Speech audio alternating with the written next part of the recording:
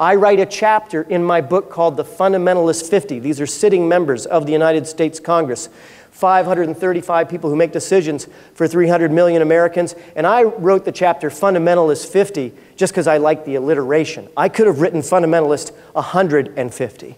And this influence in American public policy is something that is corrosive to the basic values of our republic. And I think we who believe in secular values need to be ready to stand up and speak for the highest of ideals. It cannot just be a clinical approach. It cannot just be an intellectual approach. We need to speak to the hearts of our fellow citizens. Our friend Jimmy Stewart, for those of you who remember a film in Mr. Smith Goes to Washington, it is good to evoke high ideals and to speak for a vision of justice. And I want to talk to you tonight about a vision of justice for America, and then I want to talk to you about implementing that vision of justice. But you must have a strong foundation, and I want to lay this out for you. It is a 10-point vision of a secular America, a set of values that I hope each and every one of you will embrace.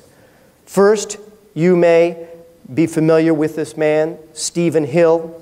Stephen Hill, if you recall, was booed at a Republican event because he happened to be a gay service member. Think about that. Booed because he was a gay member of the United States military. I bet you that there are people who are in this room who have served in the United States military, and I think we should show them and show him what values by giving a round of applause to people who have served our country regardless of their sexual orientation. And let us lay out principle number 1. Our military shall serve and include Americans, religious and non-religious, with no hint of bias and with no hint of fundamentalist extremism coloring our military decisions at home or abroad. Principle number 2. Any federal or state-funded program, whether offering services domestic or foreign that relates to reproductive health or intimate sexual decisions, shall be based on science and public health, not on religious bias or the denigration of women or sexual minorities. We need to stand up for that right. Principle number 3. Healthcare professionals shall fulfill their ethical and professional oath and address the needs of their patients, and they must do so with no hint of religious bias and in respectful service to their patients, or they must find another job. That's a principle that we stand for. And there must be no religious bias in environmental law as there is, in land use planning as there is, and in employment as there is. We need to stand up for non-discrimination among our fellow citizens in every sector of American life. And of course, principle number 5, with marriage, it can be defined however any religion wants within their congregation. That is perfectly appropriate. But our government shall never impose a religious bias in the definition of American law. We must stand for this principle. Because after all, which do you find scarier? Ted Haggard, who preaches against gay sex while having gay sex on meth? Or our friend George Takei and his husband who've been together since 1987? Who stands for our values? Principle number 6. When facing the end of life, all Americans shall be guaranteed control over their own bodies without being thwarted by religious bias. Let's stand by our citizens who face these tough choices.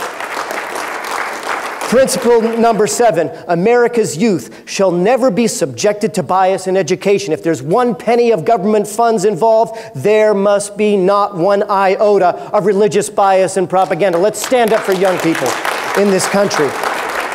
Principle number 8, the composition of our Congress and legislature shall include secular Americans, and there must be no political bias against secular candidates. Because after all, should we get more of what we've been getting?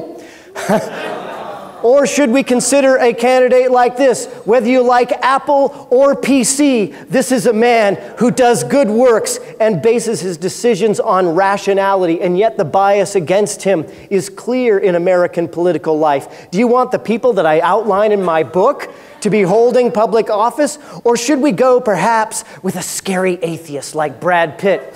Many of you may not know, but after Katrina, Brad Pitt, who's a carpenter, took his tools down and still goes down to the 9th Ward in New Orleans and works helping to rebuild that community. And in fact, he's so popular there that there were signs in New Orleans saying Brad Pitt for mayor. And he joked and said, well, I can't be mayor, I'm an atheist.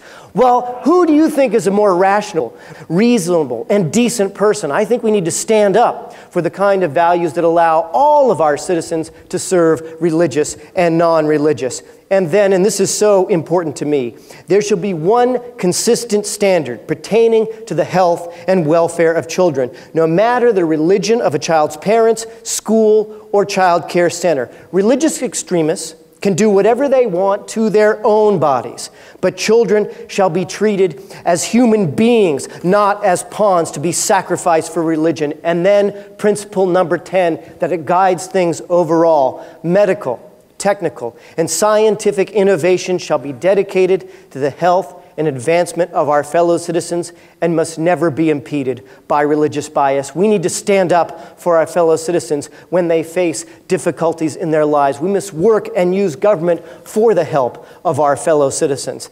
But we need, in order to do this, to have practical plans. And therefore, we must face the America as it is and see what we can do to change it.